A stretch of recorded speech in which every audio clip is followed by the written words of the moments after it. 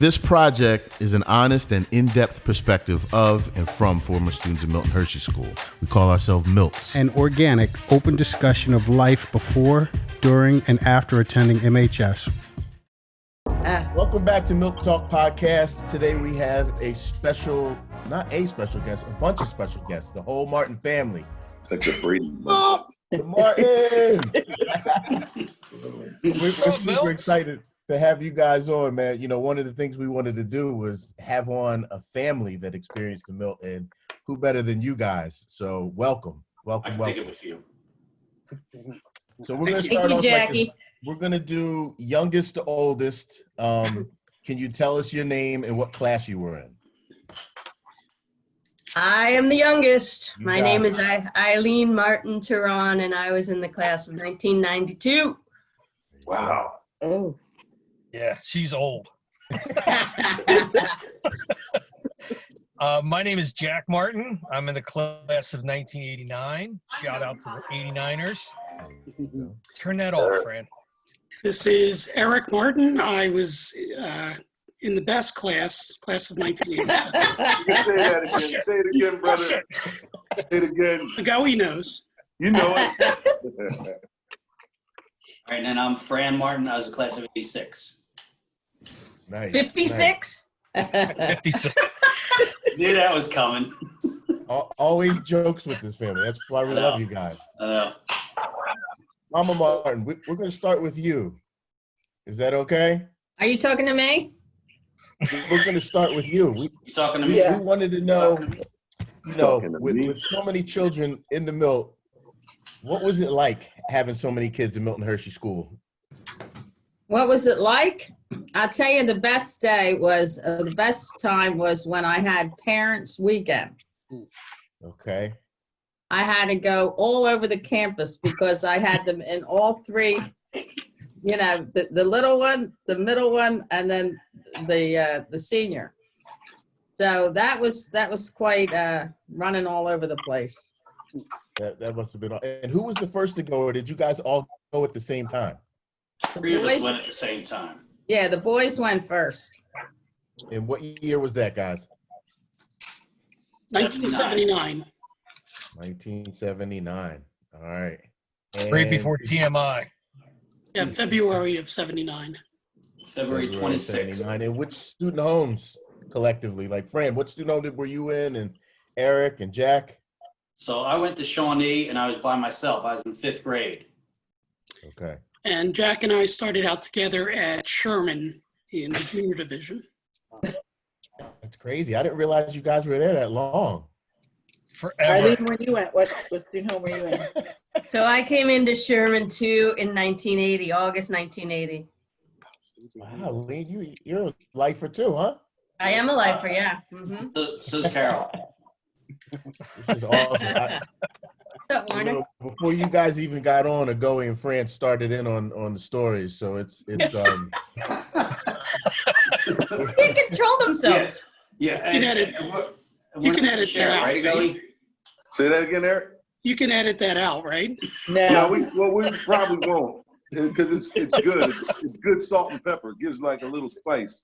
And here's what's interesting about this. Me coming into this is I was there when Mom would come pick you guys up and sometimes like have us at the Coco. What was that hotel you guys would always get?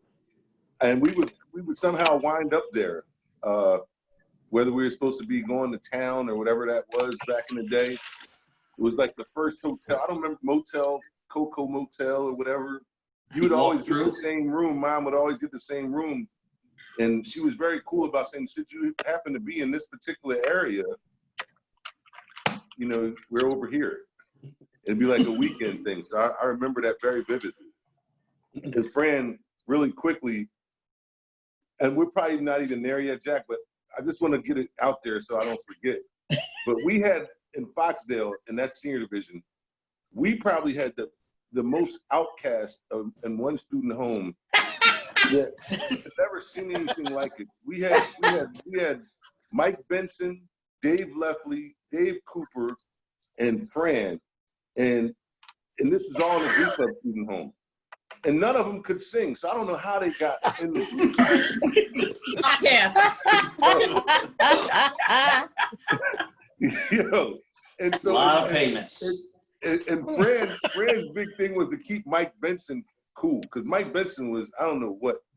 He's kind off of the thing. rails. He was a Yeah, him hothead. and Baker. They're both off the rails. Yeah. Bobby Fran, Baker. you remember that? Oh You my remember gosh. Mike Benson Oh yeah. watching the Eagles game with a football helmet on? Yeah. and it was from his Pee Wee League, and he's squishing it on his head. Not anymore.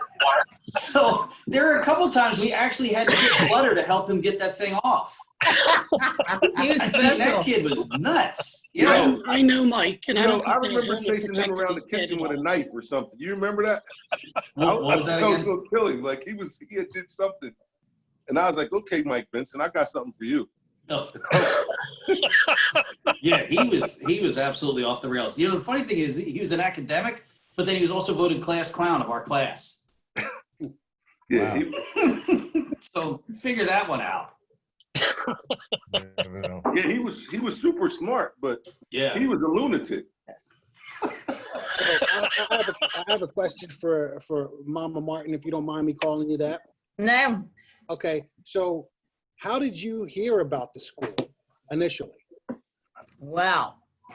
It all started with our Jack. Jeez, here we go. Good. Hold was on, let me get my going? booze. Who was going? I got booze. Go ahead, Mom. He was going to St. Simon and Jude. He was in the first grade. And I got a notice that he was failing math. So I went up to see the nun, and she said, it's not like he doesn't know it. It's just that he's not doing his homework. And so I went home and I told Jack, and he said, okay. And the next day I went to work, and he called the public school. And then went in and told the nun, listen, I called the public school. They said they'd be glad to have me and no homework. So So that was the I start. said, oh, Jack, you're not going to the public school. You're going to go to Devon Prep, where they knock you against the wall when you don't do your homework. So I called them, and they said, we don't take kids till high school. Call the church farm school. So I called the church farm school, and they said, we don't take kids till 5th grade. Call Milton Hershey. And I had never heard of Milton Hershey. Right. And so I called them, and they said, we'll send you some literature. And seriously, the rest is history. Wow. Well Way to done, go, Jack. Jack. Way to go, Jack. Good job, Thanks a brother. lot. You can all thank me later. I'll be at the bar. Hey, Warner, can I tell you the postscript to that story? Yeah, really. Seriously. Of course. So we all went home. Well, we went in Milton Hershey. We went home for our first vacation, PMI. and it coincided with 3 Mile Island and the accident there. So it was a longer spring vacation. And it's time to go back to Milton Hershey. Jack's vacuuming like a madman and saying, Mom, look how good I am. Why don't you take me out of the school, keep me home? The others can go back. Fran, like, Jack, we're there We're in there because of you. Nice try. Yeah. Hey, I don't believe any of this. This is all lies. Yeah. Oh man, that's awesome. Hey, we do have a story though. Mom, I'd like you to tell them about Joe Sensor. Oh, yeah. So, this was a really trying time. I mean, we're laughing and everything, but it was really sad. So I had a neighbor, and the deal was that I had a big job. I had a job delivering newspapers out of my car. And I used to go out every day at 1 o'clock. And when the kids came from school, they went to my neighbors down the street. They changed, and then they went down the street. And she said to me one day, I know a fella at Westchester University. He's a senior, and his name's Joe Sensor. And he went to Milton Hershey. Why don't you call him? So I did. And he said that he would come over and talk to the kids. Wow. So he did, and he was like 6'3". Nice, Yeah. nice guy. He was a senior then at Westchester. So he came in and he sat there and he talked to them and told them his story and said, listen, if you go, get into activities, play sports, don't be around the student home, you won't get in a lot of trouble. And when he was all finished, Eric said, well, can I ask you a question? He said, ask me anything. And he said, can I have your autograph? So then when he was leaving, I said to him, listen, thank you so much for coming. And he said, thank you for having me. That's awesome. So through the years, we saw him sometimes at Milton Hershey. He would come back. Because he became a professional football player. Yeah, he Yeah. played for the Minnesota Minnesota Vikings. He did. He played for the Vikings. That's right. Graduated in '74. Yeah. So Eric That's a had great the foresight to get story. I that didn't know that. autograph. Yeah, did you get the autograph? I think I did. It might have been his first one. Nice. Nice. But I told my mother about 10 years ago, I went back for a alumni fellowship dinner. And I talked to Joe at that event. And literally, none of us had talked to him since he had been in our living room, 30 years prior. And I had a chance to thank him and tell him what an enormous impact the school had on me and our entire family, and that he was a big part of my mother making that very difficult decision. And Joe was really gracious and really grateful to hear that story. Nice. Yeah. He's a class act. He's a good guy. That's a great story because I don't think he comes up as much anymore from what I understand. But that's a great story because you guys, I mean, between all of you all got Milton Hershey School stories. I didn't know how this was going to go because there's so many stories to be told. So, Unfortunately, Jackie, we were listening to the one. Say again.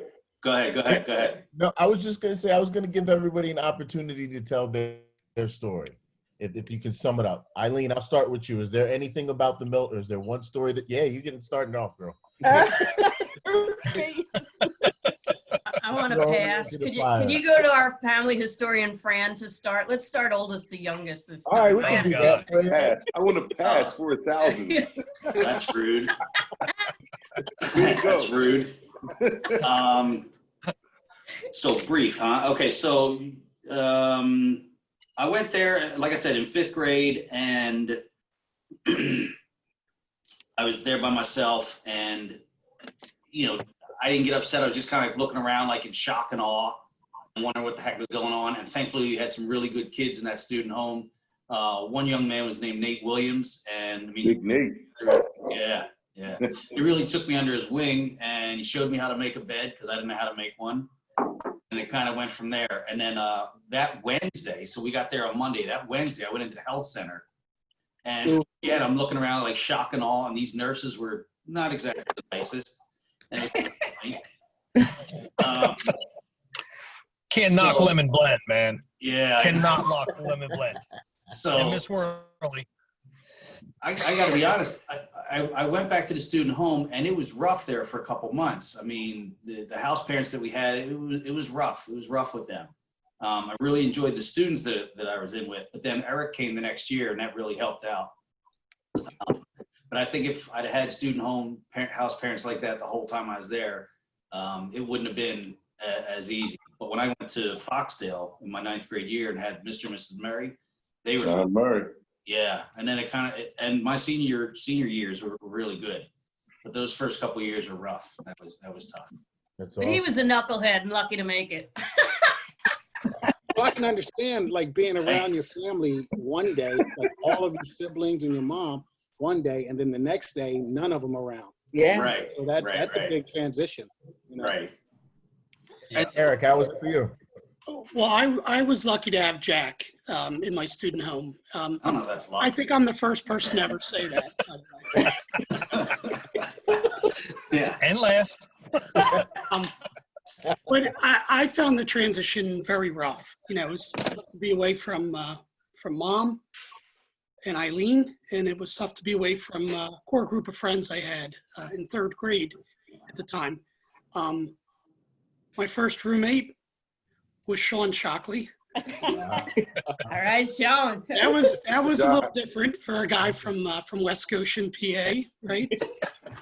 Like Fran, my senior years were really the best years. You know, the 4 years in senior hall. I have 5 sets of house parents, and I'll point out the good ones. The Geisers were very good at Harris. The Nipperts were great house parents. We had them when they first started at the school, and they remain friends of all of us to this day. They've been to a couple of our weddings, and I look forward to seeing them when I go to Hershey. But real quick, I want to give a shout out to Mr. and Mrs. Case, who I had as a freshman. And it really meant something to me that Mr. Case took each student in the student home individually into his apartment and sat down with us and talked with us about a report card. Every time we got one, and he did it one by one, and he would encourage you to improve upon it. And I was fortunate to have good grades, but it meant a lot to me that an adult figure took that interest in academics. And you know, I also got a chance to tell Mr. Case that recently. So That's good. do that. That's Good nice. job, Eric. Awesome. That's real good. Hopefully you'll hear this. Yeah. Jack, you're up, brother. Oh, here we go. All right. I'll try to be nice. I went in 2nd grade.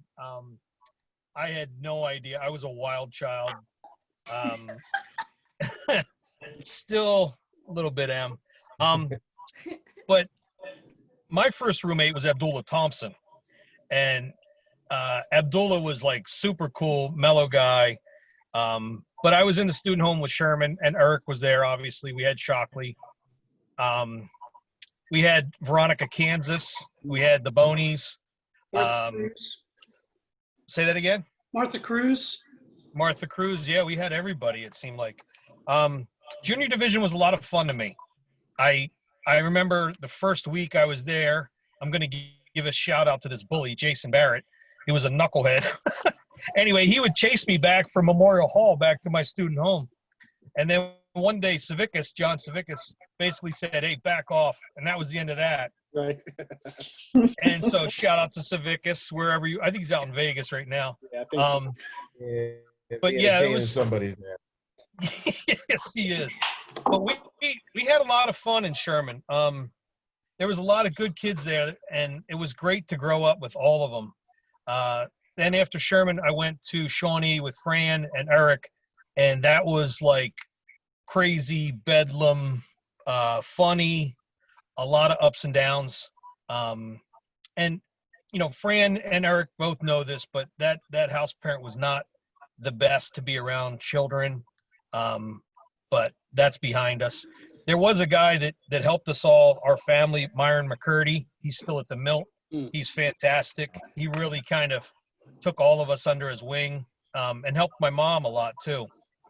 So he was a big influence on our family. And then Eric and I got transferred over to Harris with the Geisers, and that was a lot of fun. Mr. Geiser was like the mellowest, coolest dude, great house parent, started teaching me about baseball and kind of straightened me out a lot.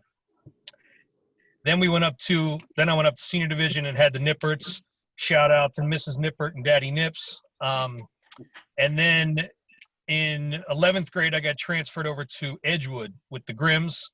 And that was again back to another free for all. It was an experiment where they had a bunch of seniors in one student home, which was so much fun.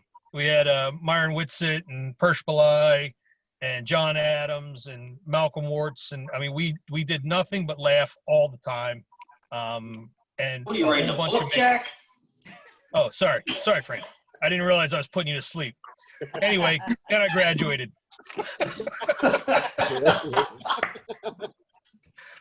Frank, go to bar. So I went in first grade, and I was happy to go in because I had missed my brothers a lot. Of course, I missed my mom too, but I was really happy to go to be with them. And I was happy Jack was in my student home because he was in 4th grade when I was in 1st grade. I'm pretty sure Marcy Baskyfield was my first roommate, and She junior was. yeah, junior division was fun. I learned to fish, which was great. We had a pond right down there. And we had like an all-school assembly one time, and they were talking about Eric and Jack being in Memorial Hall, and then I was sitting up front in the front seat in the front row, and I was like, and a sister. So Yeah. that Not to kind be of denied. defined my. Mr. Hoover rolled his eyes. That was kind of a metaphor for the rest of the time for me at Milton Hershey. I was just like right in there with everything. So in middle school, I went to Franklin to be near Harris when Jack was in Harris. And then I got transferred, thank God, over to Elmwood, which had the Mladenovs. And Mr. Mladenov was really wonderful to me. And he really, I wanted to go there because they played a lot more sports than they had in Franklin. And so he would run with me, and I was on a boys baseball team, and they just kind of let me do my thing, you know? I played a lot of basketball, so that was great. And then, and Mrs. Mladenov was really, she was good. She would put us in these dances and stuff like that. And yeah, it was a good time then. As good as middle school can be. And then in senior division, I too had the Nipperts. So we were lucky. We were, all four of us had the Nipperts, which is kind of an anomaly, but a good one. And like Eric said, we're still good friends with them today, and they're still there. Yeah. They really are fantastic. I had them at Iroquois in their very first day at the Milt, and we're learning from the maze, which is interesting that they turned so nice because the maze were tough. And so it was the Nipperts are definitely friendly faces when you see them, and their time there has spanned the long. They've been there a long time.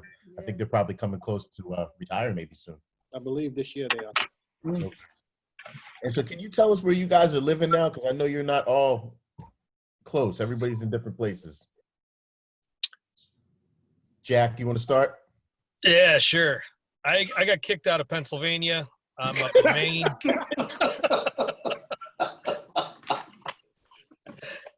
No, I'm up here in Maine, living life, happy as a pig in mud. That's awesome. That's awesome. Eric?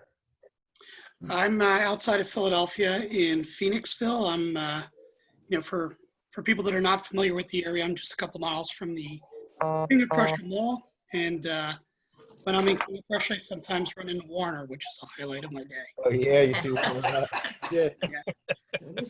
Sometimes Yeah, we met up, not met up, but when I was working at Wegmans, I saw him come through, and it was funny just because there was no time lost between us. I was like, I did call him Fran though, I did, and I apologize. I was like, I know you're not Fran, but I can't think of your name. But he did and all that, so it was nice to see him. And what a great compliment to Fran that was when you called.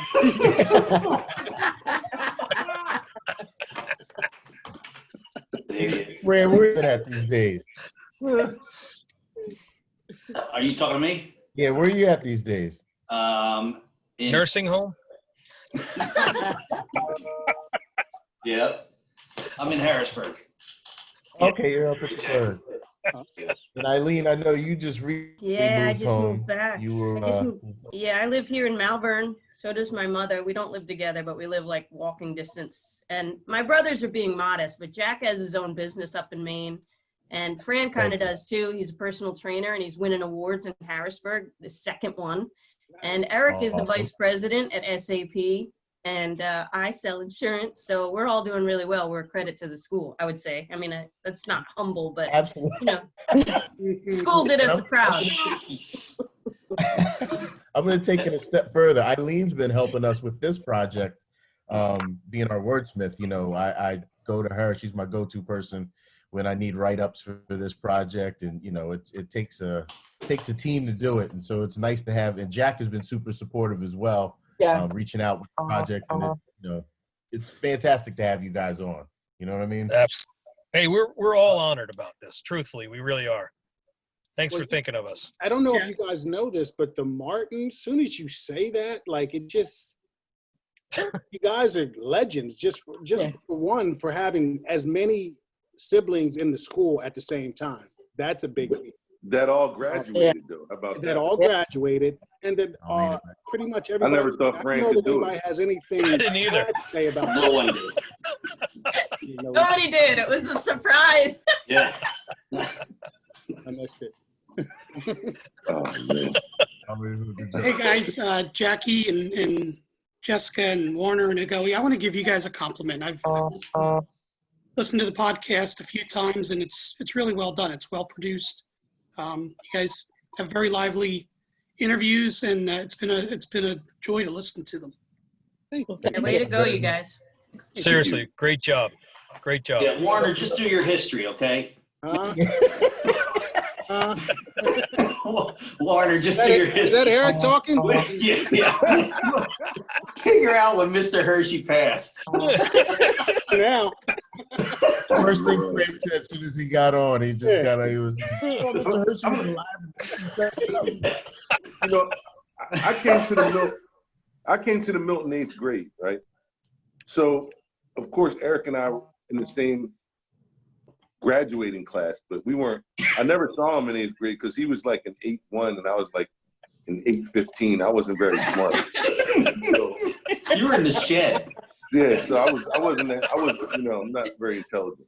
And so, but I always knew like, wow, Eric is so smart. So when I wound up going up to senior division in Foxville, I was thinking that Fran was going to be just as smart. Oh, here we go. And that really didn't happen. So I just want to shout out Eric for being smart and Jack for being exceptionally funny at all times. So Yeah, right. I will say Fran was probably one of the best.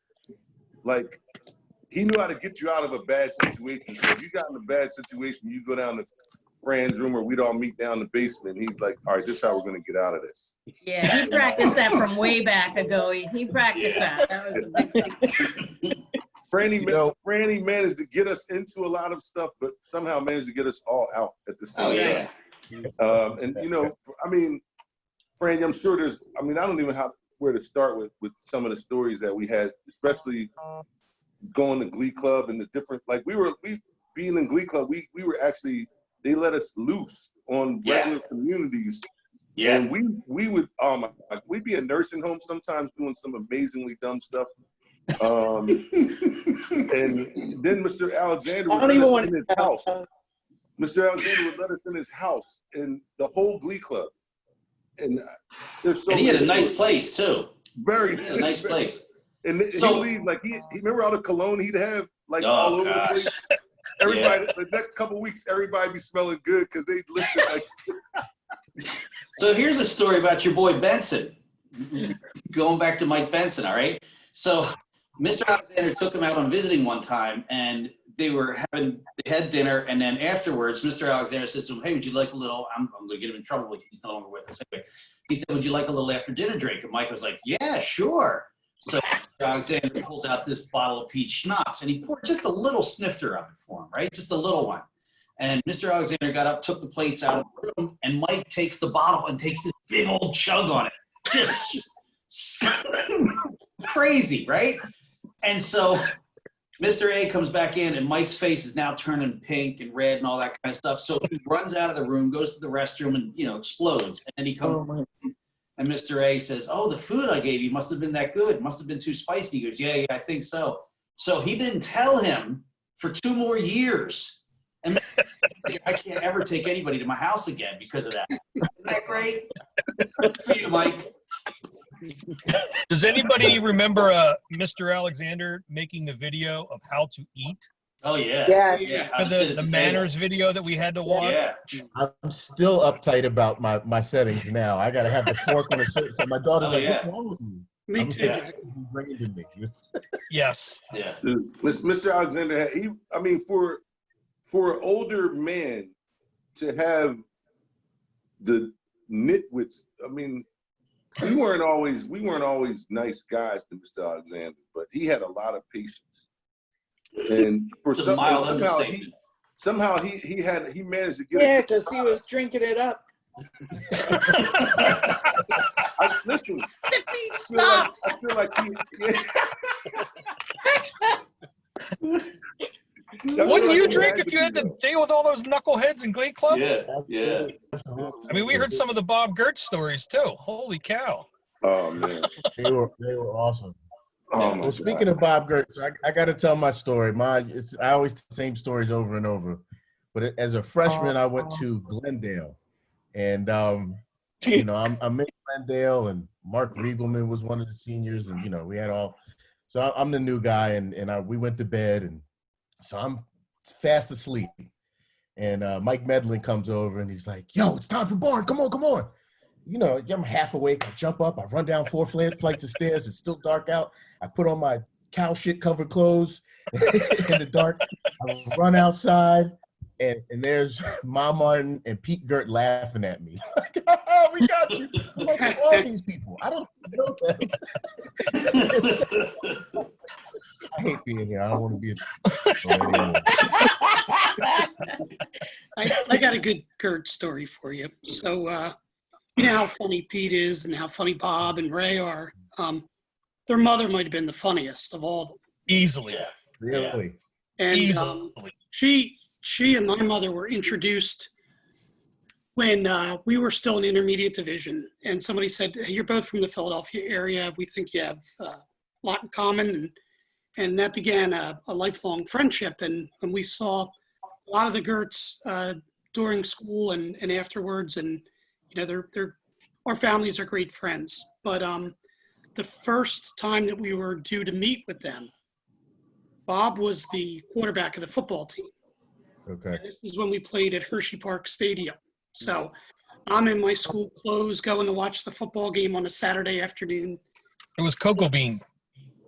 And Bob's out there leading the huddle. And he looks over on the sideline, and there's his mother yelling and dressed like the San Diego chicken. She was in a head-to-toe chicken outfit, yelling his name, flapping wings, and we're like, that's the woman we're going to meet today? Yep. Like, story. So she fit right in then. Yeah.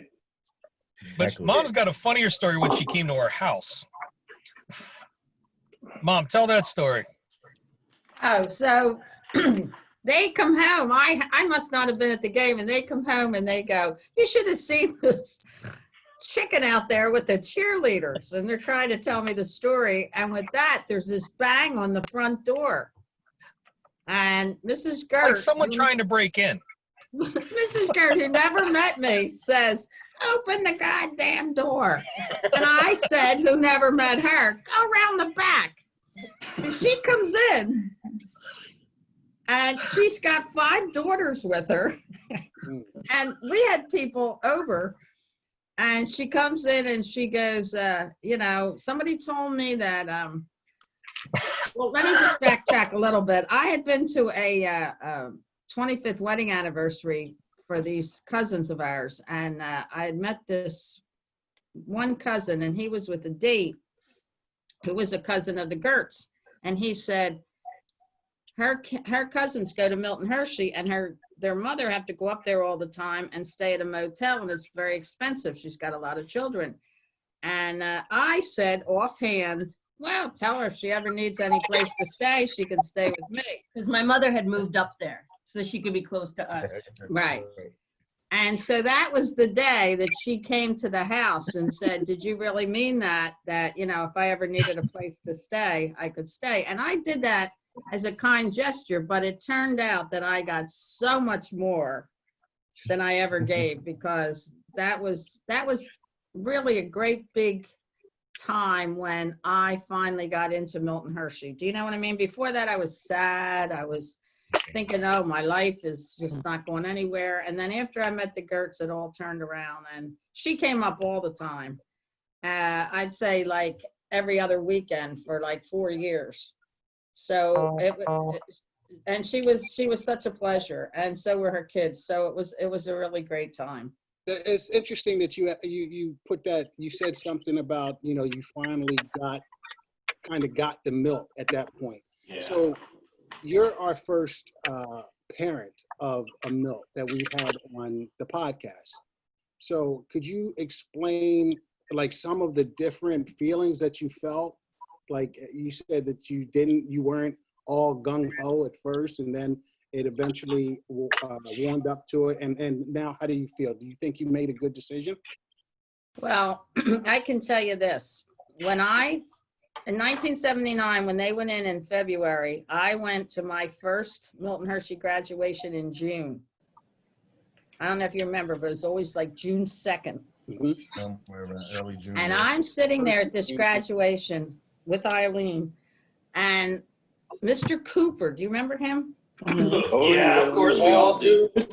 My butt does. Eileen was all fidgety. So he saw her and he came and he said, I'll take her for a walk around. And I was really into this graduation in 1979. How nice of him. That was nice. I had a box of Kleenex and I was like crying my eyes out. And Mr. Dearden was up there and he said, you came to us, you said you had a problem, you asked if we could help, and this is the result of it tonight. And he gestured toward the graduating class. He said, but you'll be hard pressed tonight to find a boy who says it wasn't worth it. And at that time it was all boys. So anyway, I sat there and said to myself, I am putting them in here on blind faith. I mean, I just ate up the words that Mr. Dearden was saying. Do you know what I mean? You'll be hard pressed tonight, because truly, blind faith. I never heard of the school. I didn't know what to expect. I didn't know anybody that ever gone there. But it absolutely turned out that way. And then at the end, I went to 17 graduations. wow. Cried at every one. Yes, yeah, the first one she's there for. She doesn't know a soul on the stage and she's bawling her eyes out. I cried at everyone except Fran's. I kissed the ground. And then when I graduated, he got up and gave a speech at the worship service. So she asked Mr. Cook, who was the religious education director. She said, "Mr. Cook, I'd like to give a speech, you know." And he said, "Well, we have somebody for that day." And she was like, "No, you don't understand." I got something to say. Yeah. I got up there and I thanked everybody, and I had some friends from work come and they go, I felt like I was at the Academy Awards. You were like thanking this one and that one and the other one, you know, all the teachers and the house parents and all that. And at that time, I gave a trophy to the Nipperts and mentioned this in the speech, that they went above and beyond the call of duty by having all 4 Martins. So I gave them a trophy for that. Which they earned. Right. Especially with you, Lean.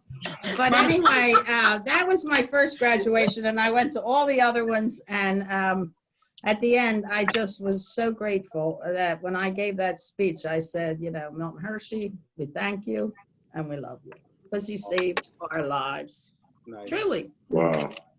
So I got a question. Follow up on something that Eileen said. Yeah, go ahead, Eric, please. Eileen mentioned that my mother moved to the Hershey area.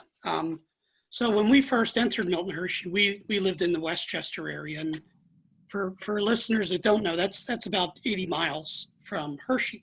And so my mother would drive up to Hershey, visit us, and then, you know, I was a 9-year-old and kind of consumed with a 9-year-old's view of the world. And I didn't know until years later that my mother said she would drive home and sit at the kitchen table and cry for a couple hours, right? And that's how hard it was for her. But about 6 months after we were there, she sold her house and, knowing nobody in the Hershey area, moved about 6 or 7 miles away from campus. And I think this is true for all of us, but for me, that's when Milton Hershey got really good for me, because I knew that every weekend I was going to go home, I was going to see my mom, I was going to see my siblings. And I know that there are thousands of kids that have been through the school that didn't have that luxury. So I'm really grateful that we did have a mother who chose to do that, and it worked out well for us. But over the years, her house hosted hundreds of, you know, a lot of our friends. Just a couple parties. Just a couple. Best parties. Parties, yeah, but Mom also took a lot of our friends out on visiting that either didn't have parents or, were far away from home. And so I know she has meant a lot to students that were there at the same time that we were. Awesome. I don't know if I'm going out on a limb here, but I know for me, like, that stability that provided in the other siblings, that we kind of gravitated towards that. A common theme of when we're talking to people is everybody doesn't look back on the Milt and, romanticize it like, oh, it was perfect. It was so smooth. The whole, everybody has a thing where they're like, it was rough here or there. And so, to have your mom and to have your siblings, that level of stability that must have been fantastic to have. It's a great point. Yeah. Really helpful. Yeah, I got something. So we had a few different people on, and now you guys have also alluded to this, but house parents. Do we really want to go there, Agoey? Yeah, we do. Because I really want to, I really want to get into the impact because I heard great things about great house parents, and I heard not so good things about not so good house parents. So the impact of house parents and their importance on our experience at the Milt. Jeez. How relevant is that? Is every Well, I'll go first. Like I said, I was there for three and a half years with the first set of house parents I had, and if I'd have had to spend another year with them, I don't think I'd have made it. And I'm not even trying to be smart here. The first 2 years that I was there, 5th and 6th grade, I was able to be shielded by the 7th and 8th graders. I didn't have the full vitriol of them, but then as you get older, then they start to turn it on you, and it was rough. There's no doubt about that. I mean, I saw some physical stuff, like punching and kicking and stuff like that. And there was a lot of yelling. I mean, a lot of yelling and a lot of get up out of bed at 11:30 at night and go run and do calisthenics in the basement and that kind of stuff. And it didn't serve a purpose. So I always wondered what the thought process was there, because the purpose was not justifying what they were trying to do. However, like I said, when I got to Foxdale and I had Mr. and Mrs. Murray, and we were able to, basically go across town, because we didn't have the responsibility of the barn. That was fantastic. And they were very nice people and understanding. And he was a graduate of the Milt as well. So he had a lot of insight and understanding as to what was going on and what your thought process was. And he would take you aside and, tell you to knock it off or whatever. But he did it in a kind way. He didn't call you out in front of everybody else. Right. So that was my experience. So I'll pass it on. This is Eric. I mentioned some of the good house parents that I had, and the one that Fran was just talking about was the worst that we had in intermediate division, and he's passed on, and so has his wife, but he really shouldn't have been around children. Like Fran said, it was physical. There were always kids that he was picking on. A couple of kids at a time just seemed to be the black sheep of the student home, and he was really mean to them. And I'll tell you 2 quick things just to give you, there's probably people listening to this that think, yeah, I had some rough house parents at times too. I'll give you 2 quick stories that explain the depth of this. We're all Eagles fans, right? And until recently, the Eagles had not been in the Super Bowl except one time, right? 1980. Fran and I were in that student home at that time. I was too. And we missed the first half of that Super Bowl because despite it being late January and freezing and 9 o'clock at night, we were all running around the cluster as a punishment for something. So we missed Sunday night. First half of that Super Bowl. Because we were excited. We were excited about the game. The other thing I'll tell you about him is multiple times he, you go to bed, they turn off the power, right? I'm sure you guys can relate to that. Yes. And multiple times at like 3 a.m., the power would go on he'd start yelling at us to get out of bed. He's a very heavy set guy. He would be bare chested, holding a huge hunting knife Oh my God. and saying he had heard an intruder or people messing around, whatever it was. I don't know. There was 17 people living in the house, right? He would pick out 2 8th graders and tell them to go check the basement, not him with the knife, right? What? You know, and I'm all of about 105 pounds, scared to death. And then he would make us do calisthenics for like an hour and a half until we were so tired we crawled back to bed. But you know, that was horrifying, and that happened 3, 4, 5 times while we lived there. So, Mrs. Martin, when you hear stories like when your kids were at the school and they relayed these stories to you, and what was your reaction to that? Like, did you ever go to the house and question that behavior, or? Well, that's a good question. I don't think I got it as much as horrible as it was. I don't think they told me. Well, I never heard that story before about him and the knife and everything. But when I finally did go to ask for Eric and Jack, hell with Fran, you know. I got Eric and Jack out of there. Yeah. Fran had by that time got up to high school. Yeah. Oh, that's great. Because I did not go there and complain a lot. They did it. You know what I mean? Like I say, can you take these 2 out of the student home? And then Jack was very inspirational in helping me because he went in and had a talk with Mr. Duran about this house fair. And Mr. Duran was the principal. Right. Super nice guy.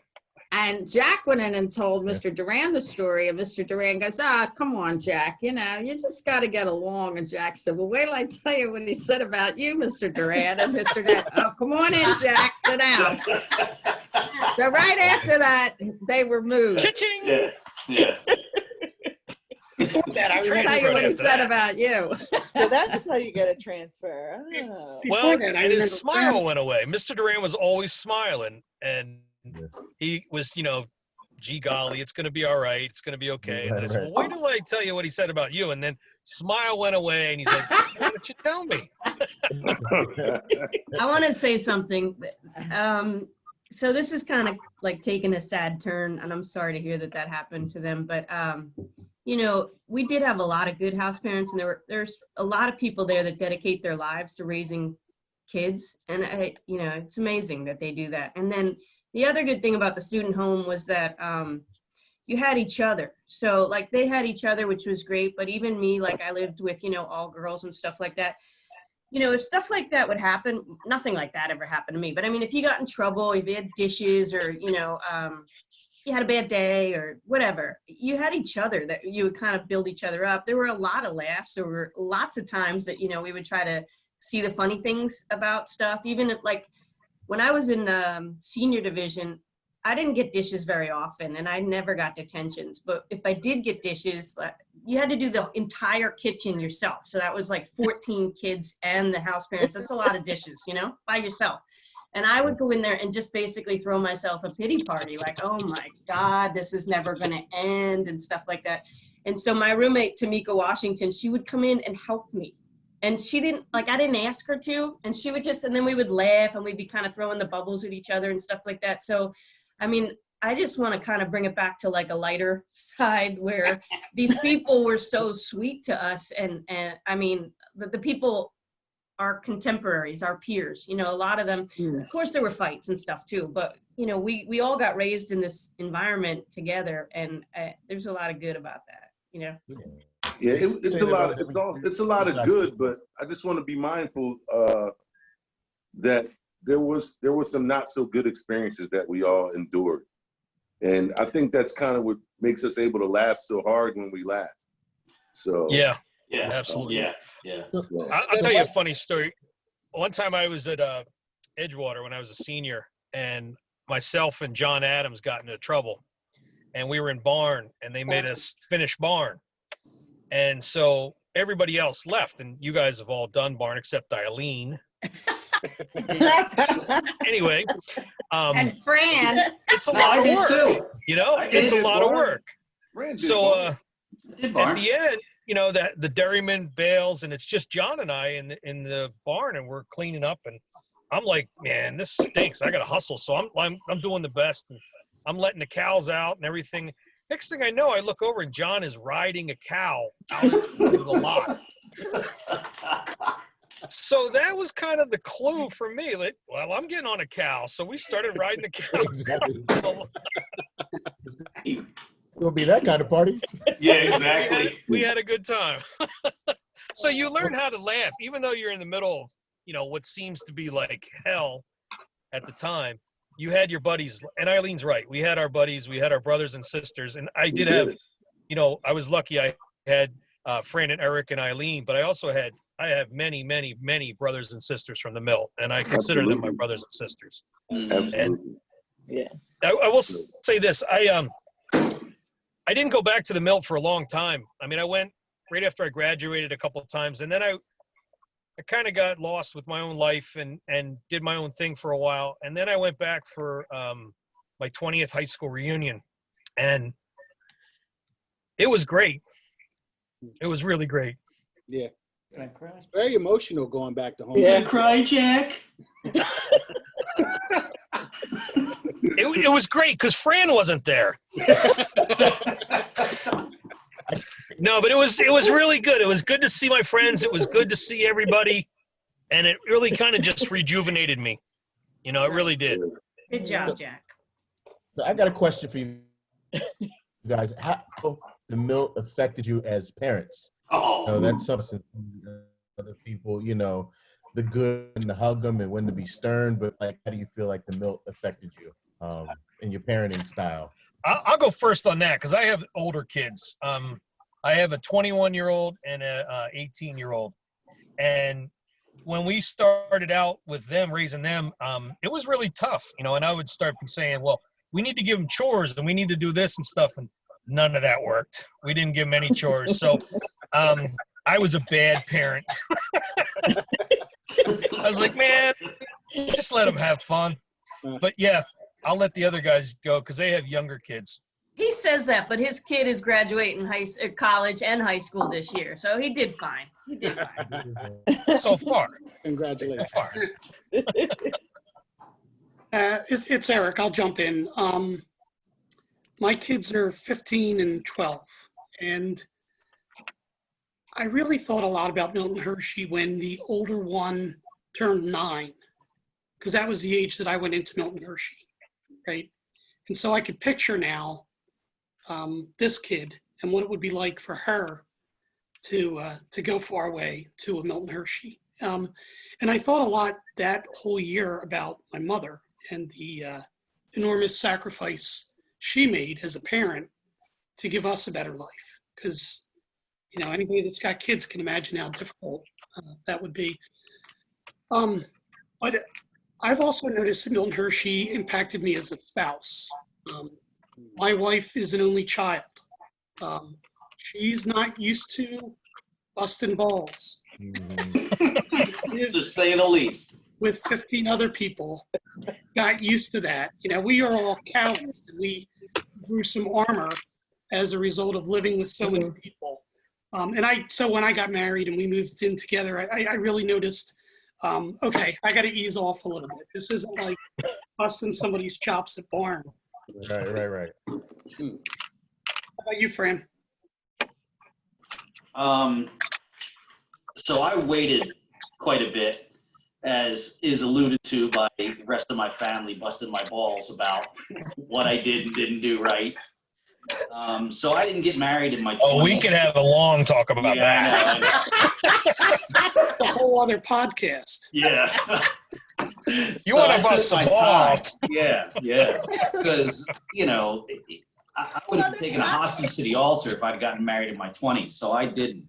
So when I finally had my children, I was later on in life, and I had my head on straight, and, you know, I knew what I was doing, and my wife and I had been together for a while.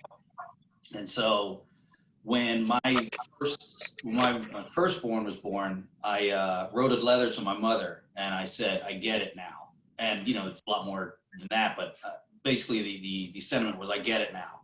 You take this small little gift from somewhere, and you want to nurture it and all that kind of stuff. So anyway, now they get up, they make their bed, they brush their teeth, they have things that they have to do, and then they have a chore.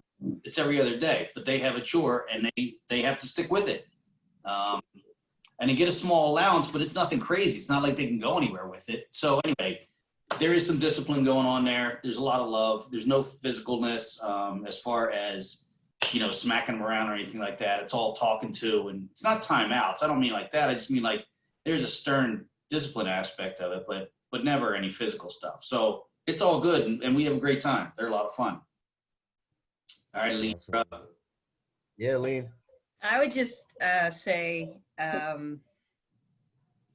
have 3 boys, so it's kind of similar to my 3 brothers. Right. So we make fun of each other and we laugh a lot. I wish that I was a little bit better on the discipline, but maybe I didn't pick that up so much. At Milton Hershey, they let me slide with a lot of stuff because I was bringing up the caboose of the Martin family. So, but anyway, what we do a lot is talk a lot. So we joke a lot around, but we also talk a lot. So I was talking to my youngest son, Michael, recently about how when I was his age and I was, in Milton Hershey, and if things would bother me, that I would pray, that I would go to God with kind of things and it would comfort me. So that's kind of what I've got out of it. Nice. So we alluded to the laughter and all that, and Jack brought this up in a previous podcast. Do you guys take your humor and laughter do you feel it is like a coping mechanism? Because I know I definitely do. All the stuff that I've been through in my life, the Milt included, if I didn't know how to laugh, I don't know that I would have survived. So I'm going to ask you guys that. Are you asking me? I'm asking you all. Everybody. All of us. Definitely is a coping. You go for it. It's definitely my coping mechanism. I've laughed all through it. And I remember when this first all went down, I just want to say the biggest reason that I thought of Milton Hershey was I wasn't good on the discipline either. And I didn't have any money because I had just gotten divorced and I didn't have any money. And that was the main reason that they went in there. And I didn't have any marketable skills. So, I was thinking, how are we going to survive? But I laughed through it all. You know what I mean? And I think that definitely was a coping mechanism so that I wouldn't have to. I remember saying to myself, I hope I don't get the gift of tears. And you know what? I didn't. I could have used it, I think, along the way, but I just laughed it off. Do you know what I mean? But that was definitely a coping mechanism. Yes. Warner, if I could Eric, you go. from that topic for just a minute. I just, my mother's being modest too. She mentioned that she didn't have any marketable skills. She had a high school degree when we entered Milton Hershey. But another benefit of us going there was it gave her the space to go back to college. She got a undergrad degree. And then she went on and got a master's degree. And for the last 25 years of her working life, she was a sociologist and a psychologist, and excuse me, it's not right. She was a social worker and impacted an awful lot of lives. But that was great, a great role model to see our mother take on that self-improvement close to middle age, and again a benefit of MHS for her and for us. You're the best.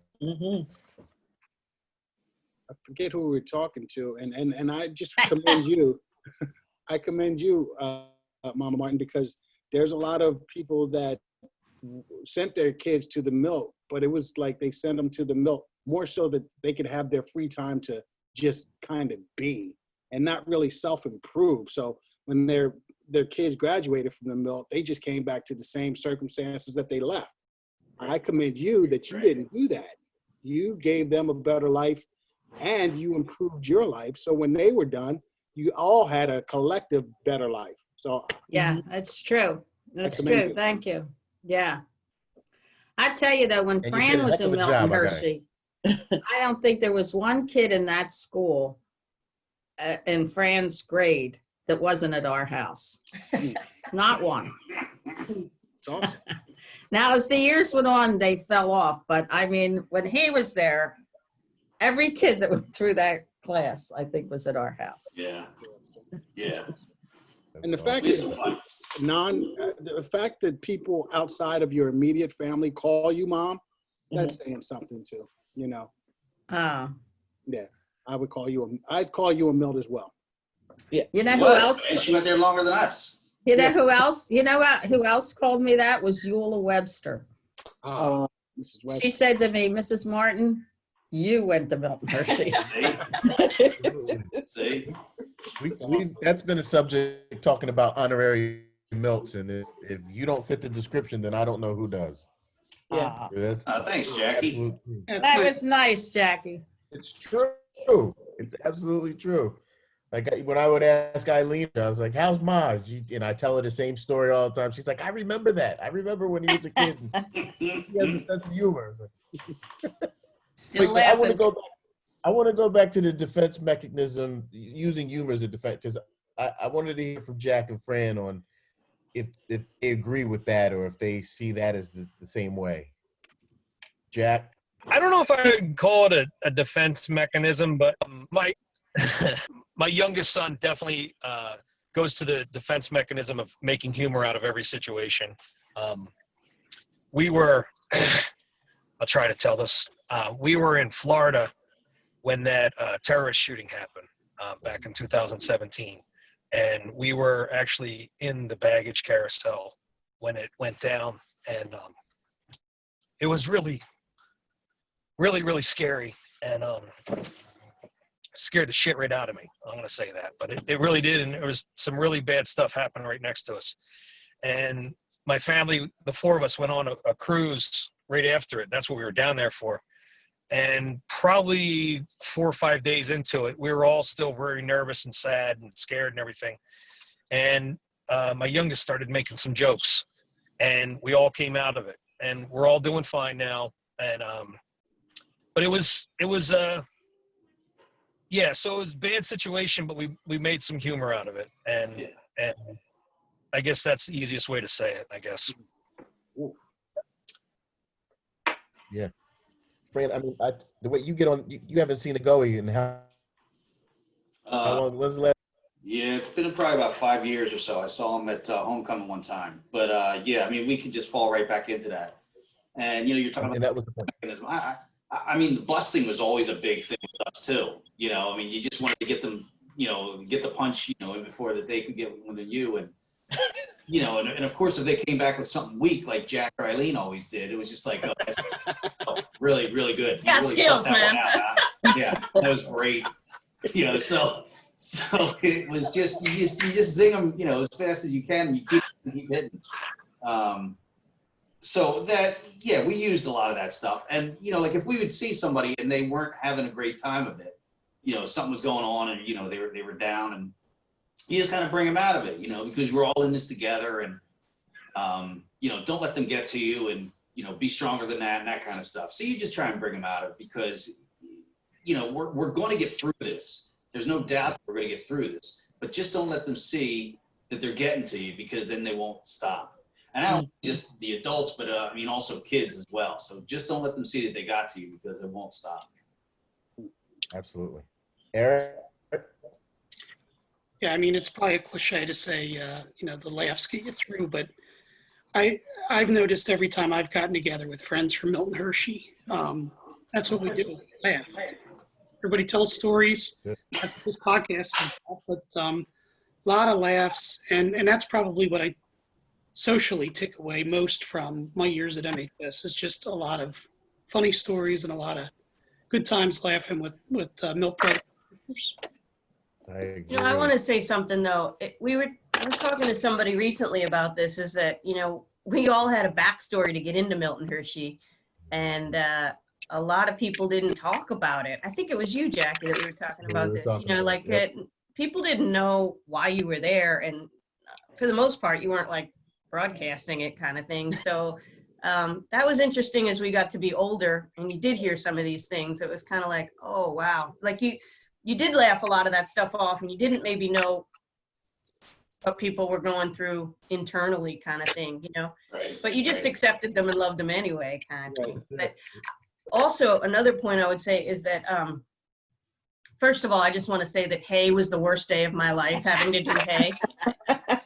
I've never had a drama harder queen. job. I've never had a What a harder job. queen. Horrible, horrible.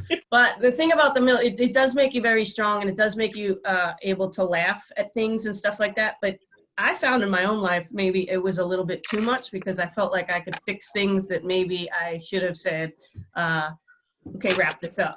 Like, you know, I think maybe it was a little too much, which obviously is a good thing. I mean, it's good to build your character, and it's good to be strong and resourceful and stuff like that. But in my case, maybe I needed to kind of temper that a little bit to say, like, okay, you know, this is done now. Right. It's tough. It's tough to know, you know, be tough and just leave something alone, because we were built like that. That's, you Right. know, we were built to handle almost anything. But I Jackie, don't promised you that we would think, stay on schedule. don't you think that Go ahead, Ma. a lot of that is Philadelphia trait? Absolutely. I Philadelphia remember, and the Northeast. yeah, because I remember Pete Gertz saying to me one time, you know, if you weren't able to take it, if you weren't tough, you got run over Yeah. in the Philadelphia area. It's not that way everywhere. No, it is not. No. I just I was Definitely not like gonna say, that in Maine. No, it is not. And No, there's a not- lot of sarcasm in this area, don't you think? For sure. No. Absolutely. We moved Not here. What are you talking about? Exhibit A and B. I don't know what you're talking about. I lived in Hawaii for a little bit, and I made it about 8 months, and everybody was like, I don't understand. How could you leave paradise? I said, I realized more about myself in that trip than anything, and that I'm a Northeast kid. You know, I things were just moving too slow. I moved to San Francisco after that. I made it 7 years, which is a little bit longer, but you know, people would be like, you're so aggro. I'm like, if you think I'm aggressive, you better never come east of the Mississippi. Yeah. Because I'm one of the nice ones. You know what I mean? I was like, I missed hearing a horn, you know, somebody hitting the horn. I missed hearing, at least you knew where people were coming from. So, you know, I found out that I'm a Northeast kid. You know, in Philly, you know, you get, and being a Milt, you get thick skin. You learn how to be tough. Right. Look, I want to stay on schedule. I promised that we would stay on schedule. I want to give you guys all a chance to say something in closing. If there's anything that we missed or anything you wanted to bring up, you know, feel free. Now's the time. Everybody's thinking so serious now. Everyone's like, ooh, what can we talk about? I'll tell a story. I think I was in 9th grade, and I was in Mr. Ballistic's class. BLIC. Everybody jumped in on that. Yeah. All right. So I'm sitting there, and earlier in the day, it was giving me a hint. Hey, if this happens, it's Fran. And I said, all right. So I'm sitting in class. It was in the summer. It was almost springtime, almost summer. It was getting pretty warm. And all of a sudden, you hear these doors start slamming. Wham, wham, wham. It's in senior hall. And apparently, Fran would run down the hallway as fast as he could and slam all the doors as he's running. And so I'm just sitting there in Mr. Ballistic's class and watching Mr. Ballistic kind of like turn to the door like, who the hell is that? And there's all of a sudden Mr. Ballistic's door slams and I just start giggling and he's just going off. And I'm like, yeah, that's Fran. That's Fran. Don't you remember you had those long hallways in senior hall and all the doors Yes. propped open and you run down, boom, boom. You see? Yeah. He's a knucklehead. Knucklehead. You and Joe Peck. Yeah. But Yeah, Joe would stand at the other side because Joe couldn't run fast. He would just stay at the other side and say, such a teacher's coming, hurry up. Joe couldn't breathe fast. Yeah. I'll I'll tell a quick funny story, and then I want to say one more thing to wrap up. So Bob Baker was a really funny dude. And I remember going on a field trip, and on the bus on the way back, we would stop at, a mall or something like that. We went to DC. So we stopped at a mall in that area. Bob comes back on the bus, sits down next to me. We bought a water pistol and filled it. And we're about midway back the bus. And for the entire ride home, he's hitting Mr. Hopple in the back of the head. Hopple's in the front seat, turning around. He's furious. This went on for 3 states. Horrible. Bob, Mr. Hopple would turn around. But one more comment. I mentioned, our family's been really fortunate. When I think about our peers at Milton Hershey, we had a great support system. We had each other. We had our mother, who's been most influential person in our lives. But I want to give a shout out to my dad too. He remained very involved with us throughout our lives too. And close to once a month, he would make the 3-hour one-way trip to come visit us in Hershey as well. So not to be discounted. That's awesome. That's awesome. Lean, you want to go? Or you want me to? You can. All right, I'll give a shout out then to Mr. Gary Hallbaker, because when he was a social studies teacher in intermediate division, and I was having these issues, I was able to go and talk to him, and he was always very kind and considerate, and he would take the time, and he became a family friend as well. So I just wanted to say that. I don't want that to be discredited at all. He was wonderful, wonderful person. So ago he was alluding to I would be able to get out of trouble, if you will. So I'll tell a story. It's not exactly a nice story, but it's kind of funny. We had this freshman come down, and I was in 10th grade, and I said to him, "Listen, I got $50 here in my hand, and I got $30 in his hand." And he goes, "Well, what do you want to do?" And I go, "Let me smash these 3 eggs over your head, and I'll give you this $50. So we were downstairs in the shower room, and Ago and 2 other kids were there, and the kid's like, "All right, I'll do it. Go ahead. So I took 1 egg and I smashed it on his head. I took the other egg and I smashed it on his head. And then I grabbed the money and I ran out of the room. And I was like, "I said 3 eggs, not 2. And I'm running down the hall. So he goes to the house parent. He's all upset, And the house parent pulls me aside. And he's like, "Well, why'd you do that? Why'd you do that?" And I go, "I told him 3 eggs. I didn't see, 2.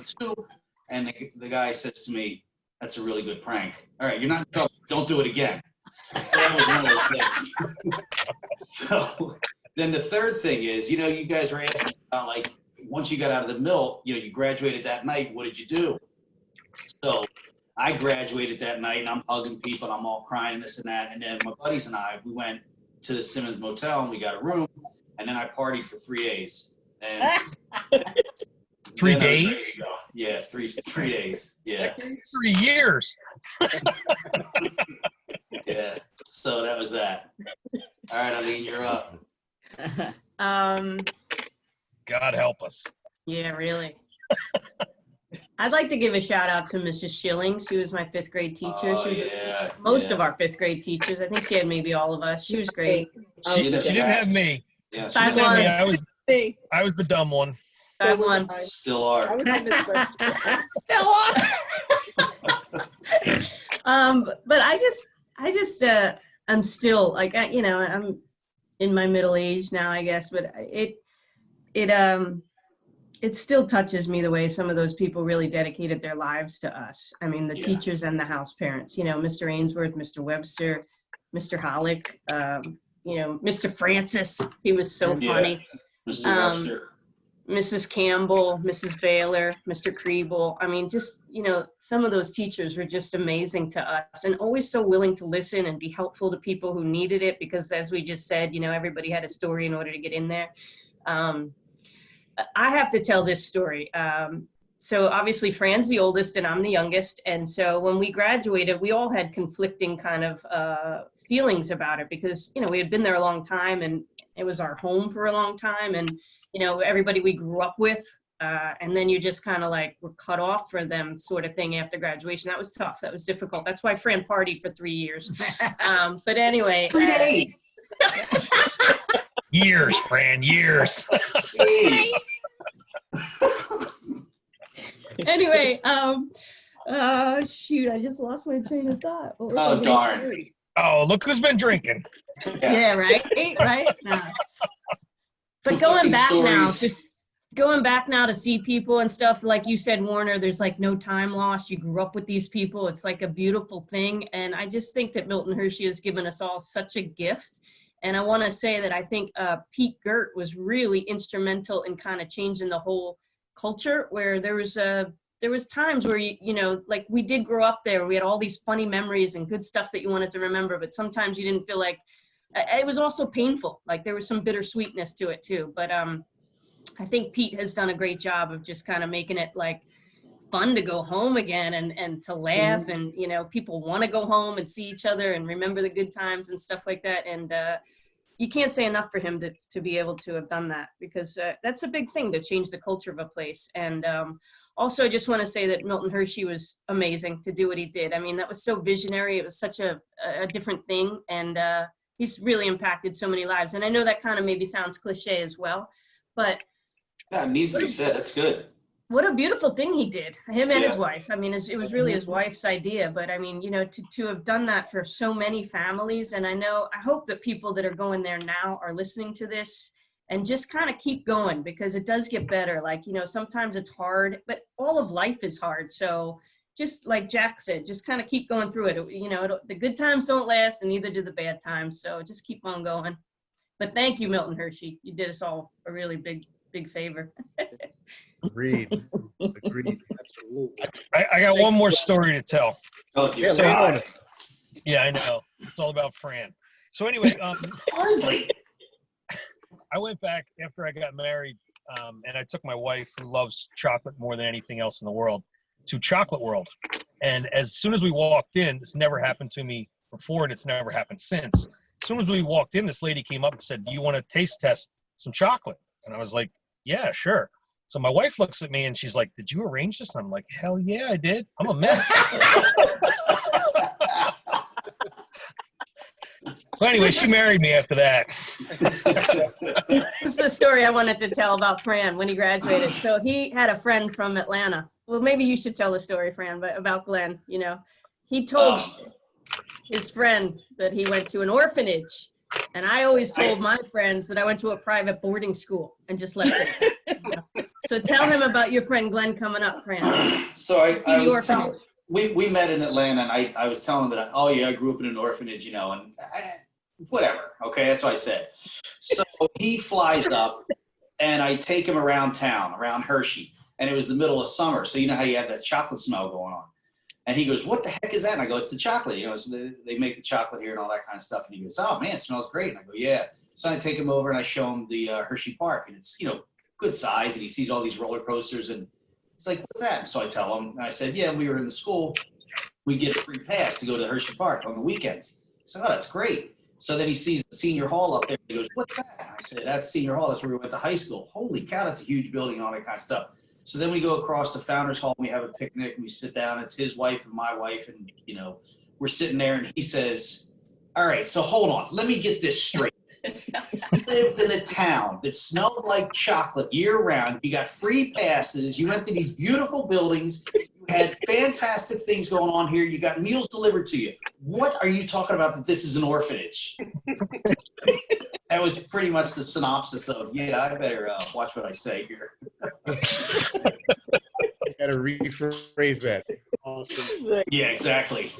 Gotta rephrase it. Fancy Well, look, orphan. I don't want to keep you guys too long. I just wanted to say thank you so much for stopping by and talking to us, and it's such a pleasure to have the Martins on, and we love you. Thanks for having us, Thanks, Jackie. Jack. We love you, Thanks. Jackie. Thanks, Thanks Warren. for having us. Yeah. Beautiful thing. Thank you, Jessica. And it goes. Yes, thank you guys. Thank Keep you. going with the podcast. It's great. Yeah. Thank you. Yeah, we're having fun so far. We feel like these stories need to get out to people, you know, whether they graduated 100 years ago or they're graduating next year. It's, you know, there's a gap in between. You know, a lot's been done about the school, a lot's been done about Mr. Hershey, a lot's been done about the company, but all of us that had that experience at the school, there's a lot of stories there, you know, and it could steer somebody in the right direction. So that's what the goal is with this thing. True. So, Yeah. all right. Well, we love you. Hopefully we'll be able to have you on another time on the road if you guys are into it. For sure. Everybody Thank you. All right. Good job. Guys, Good later. job. Thank you. Go Spartans, Bye. guys. Thanks. Go Spartans. Brown and gold. See you, kids.